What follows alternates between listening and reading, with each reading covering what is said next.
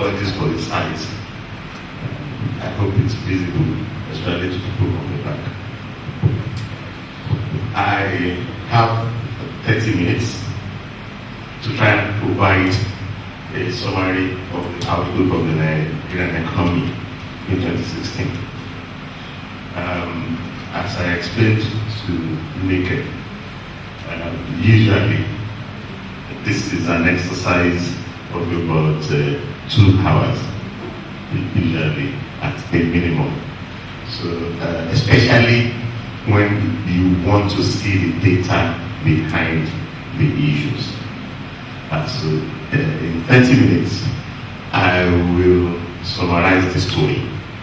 I'm not going to show any data, and I expect that you will believe me. I see that's what the data is. Now, we would sort of guide our thoughts with this outline, that in looking at the outlook of the economy, we would like to have a clear understanding of what global shocks are likely to be, are likely to bring. And then we look at the domestic responses, and then we conclude with the outlook.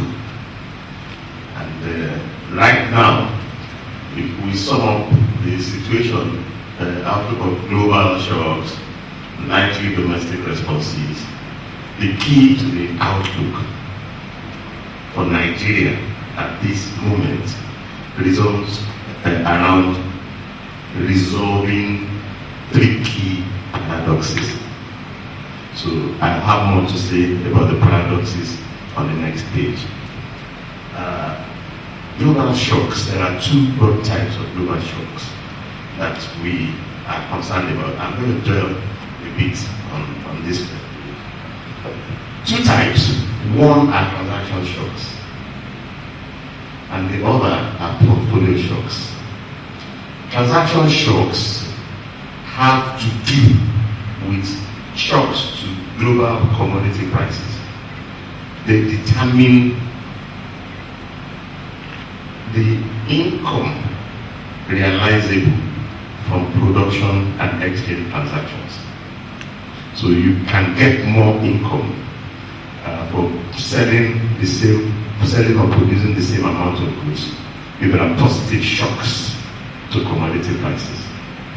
You can get less income of selling the same quantity of goods or producing the same quantity of goods if there are negative shocks to commodity prices. Commodity prices, their movement summarizes the balance of demand and supply. They won't grow except demand is growing steadily, therefore stimulating more production. And they won't fall except demand is weakening and is dragging production and growth. So that's one. Transactions, because they define the size, whether the size of transaction you can consummate will increase or will decline, whether it's about production or trade. And it's about income. It's described, that's the economic component of the global evolution, in contrast to the second one, which is the financial component. And because we are discussing a global issue, it hits each country on the current accounts, on the capital account.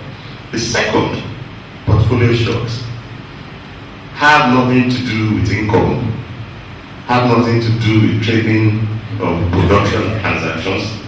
It has everything to do with the wealth that you already have, whether your wealth will be enhanced or diminished.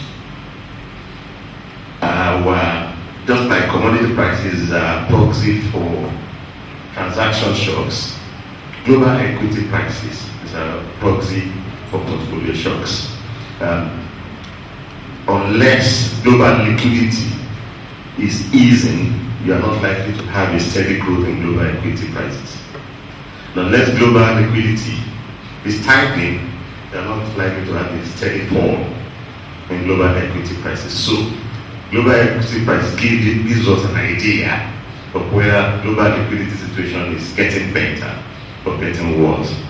In times of negative global liquidity shocks, you can have a stock market crash, you can have exchange rate devaluation, you can have interest rates spiking, nothing to do with what you are producing, nothing to do with what you are trading, everything to do with the wealth that you already have. So whether your wealth is going to be better off, or your wealth is going to be worse off, including real estate shocks. We've seen, the last global economic meltdown was the result of house price fall. So the two are separate. Sometimes the two follow the same path. Sometimes they follow divergent paths. In the current year, transaction shocks are negative. We've seen strong weakening of oil price, but it's not just oil price, it's weakening of all commodity prices, and growth prospects are deep for the world and especially emerging market countries. In particular Nigeria, you've got that negative shocks in transaction in 2015, combining with the political uncertainty ahead of the election, political uncertainty after election ahead of the inauguration, and then economic policy uncertainty since the inauguration, which maybe now is beginning to clear with the statement of policy directions by the government last year, in December last month, and of course also by announcement of the budget. So 2016 is different from 2015, at least because the uncertainty has cleared. The uncertainty that compounded the effects of the negative transaction shocks last year is much reduced. So you will expect that Nigeria's growth outcomes in 2016 should be better than 2015 outcomes for the simple reason of the absence of uncertainty. Uncertainty renders businesses unable to act. Since November or October last year, businesses have been postponing major decisions. For example, they say, let's wait until after the election. And when the election led to a change in government, they said, let's wait until inauguration. And when inauguration happened, let's wait until the government announces its policy directions. We waited for 15 months. And that impact has been seen on growth. Now, there's not much to wait for anymore. Government has announced a policy direction. So you know that you can go on with your plans as long as it does not conflict with the announced intentions of government. Before they spoke, you won't know what's going to complete and what's not going to complete. The government has announced the budget. So the uncertainty has cleared. You can see clearly to plans. You can identify risks and make plans for dealing with them. Risks doesn't prevent you from doing anything. Risk, you can do your arithmetic. And on a risk return basis, you can take decisions. So 2016 is better for that reason. For the growth that we are likely to get from the global transactions thing, is not much can be hoped for. And so we need to look inward. Growth can be enhanced. Nigeria is so very uniquely placed that the global growth average does not have to define Nigeria's performance. There are lots of slack in the domestic economy that if you could fix those slacks, you would grow like India. Now on portfolio, the impact of portfolio shock, as I had mentioned, is on the capital account, and it's described as the financial component of the story. So things doing with exchange rates, all asset prices, whether it's stock price or real estate price, and even interest rates, have to do with this. For Nigeria, exchange rate has been a major source of concern for the reason of diminished liquidity, diminished foreign exchange liquidity, arising from the weakness in oil price. And the concern is the naira has lost, that's the official exchange rate has lost about a quarter of its value over the last 1 year. And the fear is that it might repeat the same over the next 1 year. That's at best. And the last 1 year will repeat. At worst, it could be worse. And the key challenge for Nigeria is the global liquidity situation doesn't pose any threat to Nigeria. The global liquidity situation is likely to be better than it currently is, even in spite of the US having started policy tightening. The Euro area, other key markets, Euro area, China, Japan are not tightening. Only the US and most likely the UK are tightening. And on balance, there's likely to be more liquidity on the global scene, than currently. So, in the face of that positive global liquidity outlook, if Nigeria does the right things, Nigeria can attract foreign exchange from the global scene. It's there. China, India got 30 billion US dollars in foreign direct investment in the first 6 months of last year. Closely followed by the US, like 28 billion, and China 27 billion.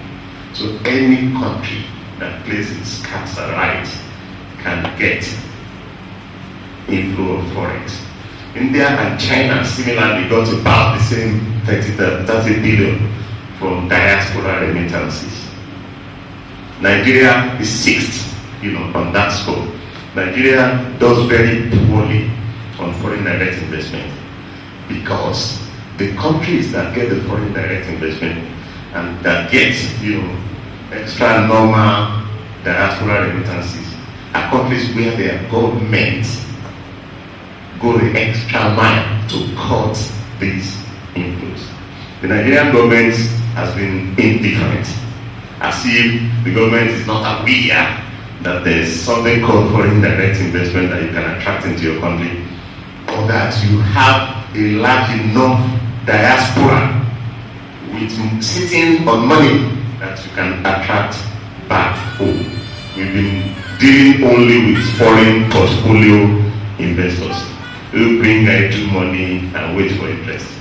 Rather than attracting foreign direct investment, people who are going to put money in debt sectors and revive them, like we have seen in telecom, they are not looking to earn interest. They are investing for profit, going to stimulate employment and the rest of that. So Nigeria can, the only route for Nigeria to strengthen the foreign exchange is to get the foreign exchange supply to flow in. In the absence of that, the naira will continue on its weak pattern. And it's something that is waiting there for the government to do. You can do it. You only need to make the appeal, and diaspora funds will be flowing. It could be more, it could be less, but something will come in. But right now, the government seems not to care. In the FDI, we have a lot of sectors. There's rail sector, dead. There's pipelines. Nigeria has gas in abundance. It's also distributed to our homes. Key infrastructure. There's even power. There's still the transmission arm of the power sector. Numerous. The Foreign Minister of Works and Housing has announced, key things to do in housing, in water, and the rest. All of those sectors attract heavy foreign direct investment inflows into India. They have opened up over the last 15 years, and they judge their progress, their performance as a government by the quantum of foreign direct investment they mobilize. In 2015, they announced new limits for investment into rail in India. Guess what the limit was? 100% equity ownership for FDI, and India used to be very protective. So, as for domestic responses, until we mitigate the forex shortage, we will expect continued, volatility on the financial markets domestically, affecting equities, demand, forex demand, and reserves.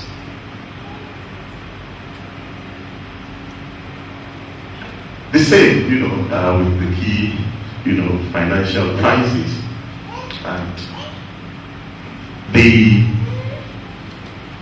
fallouts of weak commodity prices is the weak fiscal situation of the Nigerian government. The Nigerian government is fiscally inadequate, and the government has read a budget for 2016 that is only 6% of GDP, and only about 4% of GDP is the revenue component. It's still being funded by government revenue. The remaining 2% of GDP the government has proposed will be based on deficits. They'll be borrowing both at home and abroad. You only have to think of it, 6% of GDP. You have an economy that is 100 trillion naira strong, but you have a budget of only 6 trillion for the federal government. By any standard, that is very poor. And the same government that has announced that GDP this year is going to be 102 trillion. Once you say that, you should admit that you should be able to get more revenue from the economy. But, the government is trying, the government is new, you could say still timid, unsure, what to do, appealing to revenue collecting agencies not to spend too much, because we know that this revenue, the reason government revenue is low, the main reason is that the agencies collect and spend the money. And then, a lot of circulars, treasury single account, memo from the Honorable Minister. One key thing I'm reading of that situation is that in the years of laxity, the law asking the revenue collecting agencies to remit 80% of their operating surplus has been interpreted very loosely, because if what you were to remit 80% of its operating surplus, it shouldn't include even purchase of motor vehicles. At most, it can include lease of vehicles, because this is 1 year collections. You can only charge 1 year expenses against it. If you can charge 5 years or 4 years expenses against 1 year collection, you won't have anything left. That's one. Two, it's not just motor vehicles. It should not include any type of building. It's operating surplus. So operating revenue minus operating, at most, you should charge 1 year lease against it. So what, most revenue collecting agencies will build a new head office here, check the story, head office there, staff quarters, recreation center, international conference center, all against current year revenue. I think that's the problem. And until the government can come out that aggressively, so you could save a lot of money if you insist that they should lease, not buy, whether vehicles or houses. But until then, it's a challenge that Nigeria could have fiscal resources, but we don't. And unfortunately, the government is proposing to borrow at a time when already the The debt service for this year is projected at 1.35 trillion against a revenue of 3.8 trillion. So more than a third of revenue is going on debt service. If you borrow more, that situation worsens. And the latter part, the revenue expectation of 3.8 trillion might be exaggerated. You may not get more than 3 trillion because in 2015 you didn't even get up to 3 trillion. In which case, your deficit might be more than 2 trillion that has been projected. So I personally don't think that the government should be borrowing. That the government wants to increase the capital spending from 600 billion to 1.8 trillion at a time when revenue performance is poor, at a time when revenue prospects are weak. I thought that the government should have aggressively started on the path that a country like India is embarking upon. India is currently the fastest growing economy in the world. And they've done that by opening very comprehensively to the inflow of foreign investment. I thought Nigeria had opportunity now better than ever. There is no reason why we would not leverage on that image, make the investment call, and see what the response will be.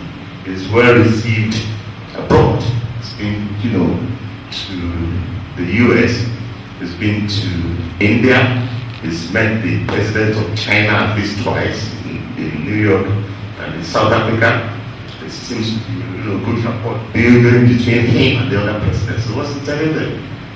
That he wants to borrow money, he wants to borrow 2% of GDP, when you could be inviting them to come and invest in Nigeria. So I do hope that that call will be heeded. Meanwhile, most of the sectors are weak, on the balance sheet, whether consumers or businesses, banks, government, or even the central bank. So the outlook for 2016 to sum up is going to be more about what we can do at home, and we have 5 more minutes, and that's going to be whatever success we achieve in relaxing fiscal paradox, some of which we mentioned, the sectoral paradox and the financial paradox, in trying to just flesh them out a bit.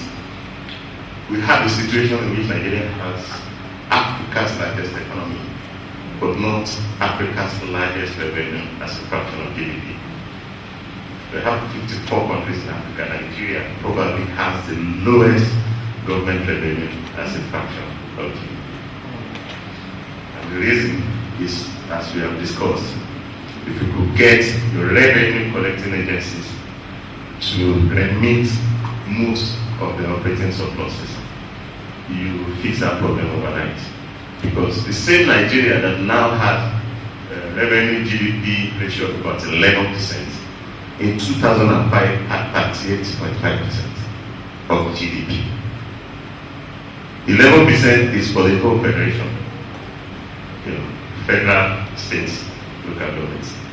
And for 2016, the FG is projecting about 3.8% of GDP as their revenue. South African government, Egypt, maybe it's other African economies, we do a minimum of 24% of GDP, in contrast to Nigeria's 10%. So Nigeria can flip a switch and turn this around. But there's sectoral disparities. That the economy grows very fast, and it's true. We've seen Nigeria become the largest economy, by far the largest economy in Africa. A lot of that, only Nigeria's largest 6 sectors out of 46 produces slightly more than South Africa. So you still have 40 sectors left. And those 6 biggest: crops, trading, oil, telecoms, manufacturing, and real estate. That's 6. But the fact that 6 of them, they account for 2/3 of GDP. So the remaining 40 accounts for 1/4. So it's large, but only a few sectors are large. Most sectors remain small. So why is the economy growing and most sectors are not growing with it? So that's the sectoral disparities. And the key step to do to redress that, I agree with the current government when they say they need to work on infrastructure, in particular rail transportation and energy. Whether it's electric power, or it's petrol, or it's gas. If you fix those three, lagging sectors will grow. Rail transportation will reduce haulage costs. Imagine what's happening at Apapa, or what's happening on our roads, trucks, rolling over great logs. And now our journey you end up doing in 5 hours or 10 hours. If they fix that, but it's the approach that they're suggesting to fix it that I don't think is going to work. Government wants to borrow money and give to contractors. And this is the year after election. Is that not? And the key ministers who are going to spend the bulk of this capital spending. One was the chairman of the fundraising committee, the other was the campaign director. And they're going to borrow 2 trillion and then trust almost 1 trillion to these two to use to award contracts. Well, I may be too simple-minded. I should trust the government more. Is that not the government? But I thought a better approach would be to open these sectors up to private investment. You should not borrow money that Nigeria might have difficulty repaying. You should not go and borrow money and give to contractors. With a little extra incentive, many contractors will go and borrow money and undertake projects on behalf of government or with government and wait for the revenue to come in. With some incentives, many contractors will go and look for money to become investors. So why do you need to borrow? Entice people, whoever wants to borrow you the money, to come and invest, as we did in telecoms. And for 15 years, we've seen nothing but growth. Growth in output, growth in employment, growth of new activities. So why would you have such a positive experience in one sector and you will not be encouraged to open up other dying sectors? They're saying you want to borrow money to award contracts. So I agree with the objective, but I disagree with the model. The same with regional disparities, but the same reason you have sectoral exclusion, you also have regional exclusion, and the solution is to relax, transport and energy.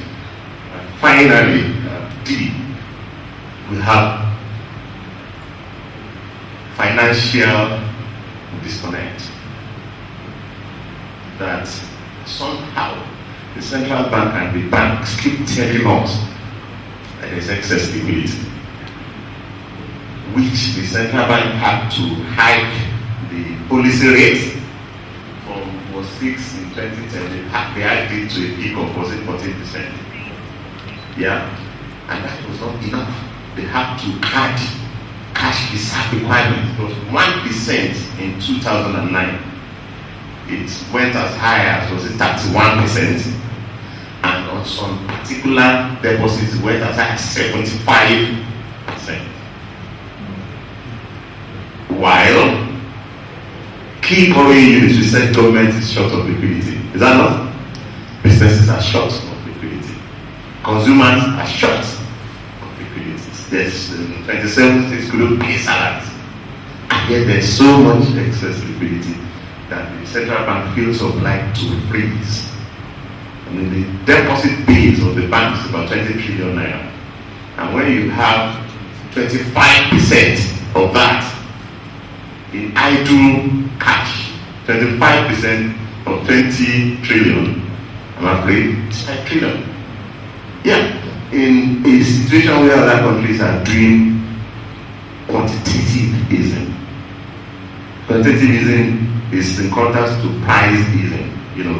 Usually they ease monetary policy by cutting interest rates. And when they cut interest rates close to zero, they start doing quantitative easing, actually injecting money. So we have the opposite in Nigeria. That interest rates, central bank hiked it, although they started in the last meeting to ease. And then it's not just price tightening. They also felt obliged to do quantitative tightening with the cash reserve requirement. Now, for Nigeria, particularly the sectors, producers, consumers, governments, to face easy liquidity, you need to reverse that tightening. You need to demolish that monetary policy barricade. You need to transit to a new low interest regime, although keeping a watchful eye on bank liquidity management practices. Nigeria faces a fairly tight global economic outlook, faces an easy global liquidity outlook, and much of the growth that we expect in 2016 is going to result from what government does to relax constraints facing sectors. What government does to relax constraints facing the budget in terms of revenue inadequacy, and what government does to resolve the monetary disconnect. Because these problems are so clear and fairly easy to deal with the necessary will on the part of the government, you could say that Nigeria has good potential to see good conditional on what government does. Thank you very much.